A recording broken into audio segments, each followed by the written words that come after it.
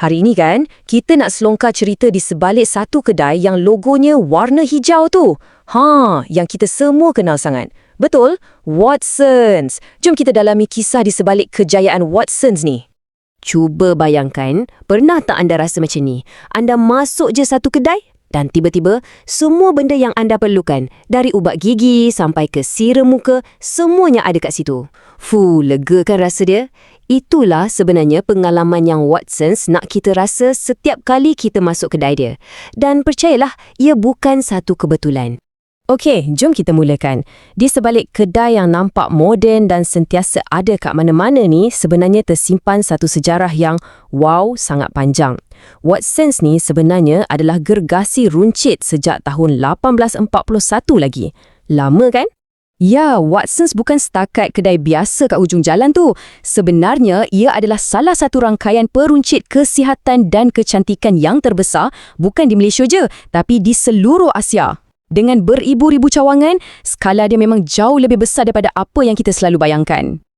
Dan cerita dia tak berhenti kat situ. Yang lagi menarik, Watsons ni sebenarnya adalah sebahagian daripada A.S. Watson Group. Ini bukan syarikat biasa tau, tapi sebuah kuasa besar dalam dunia peruncitan di peringkat global. Ini menunjukkan betapa kukuh dan berpengaruhnya jenama Watsons di mata dunia. Cuba kita tengok sekejap perjalanan dia ni. Bermula dari tahun 1841. Lama gila.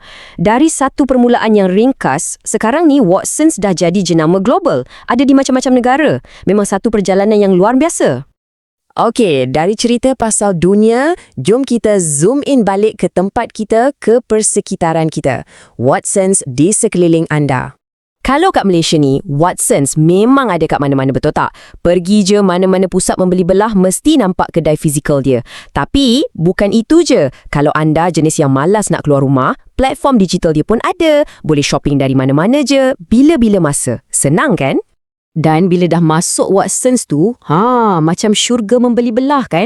Apa je yang tak ada? Dari produk penjagaan kulit, kosmetik, vitamin, shampoo, sampailah ke barang-barang keperluan harian. Boleh dikatakan ia memang satu destinasi sehenti untuk semua keperluan peribadi kita.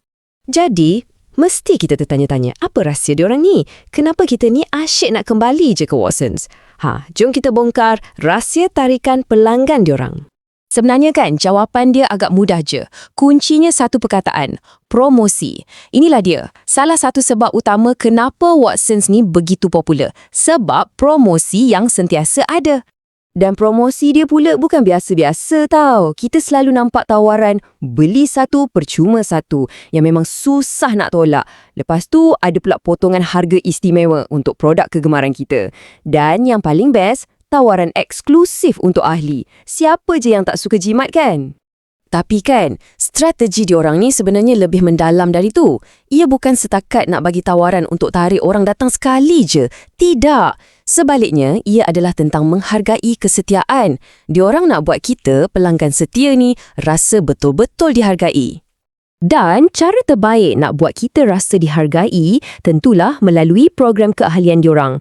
Cara dia berfungsi pun mudah je. Langkah pertama, kita beli barang, kita kumpul mata. Langkah kedua, kita dapat nikmati tawaran eksklusif yang orang lain tak dapat. Dan langkah ketiga, kita tebus mata tu untuk dapat diskaun lagi pada masa akan datang. Bijak kan? Memang satu kitaran yang menguntungkan kita sebagai pembeli.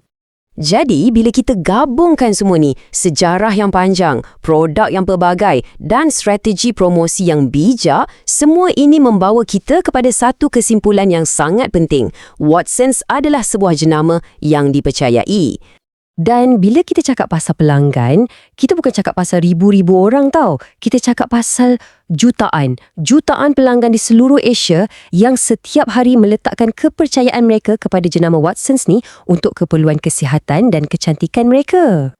Ini menunjukkan yang Watsons dah berjaya berevolusi. Ia bukan lagi sekadar kedai kesihatan dan kecantikan biasa, tapi ia dah menjadi satu destinasi utama yang kita percaya untuk penuhi keperluan harian kita.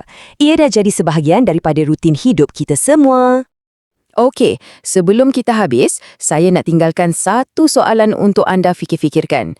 Selain Watsons, ada tak jenama lain dalam hidup anda yang anda guna setiap hari tapi anda tak pernah tahu pun sejarah di sebaliknya?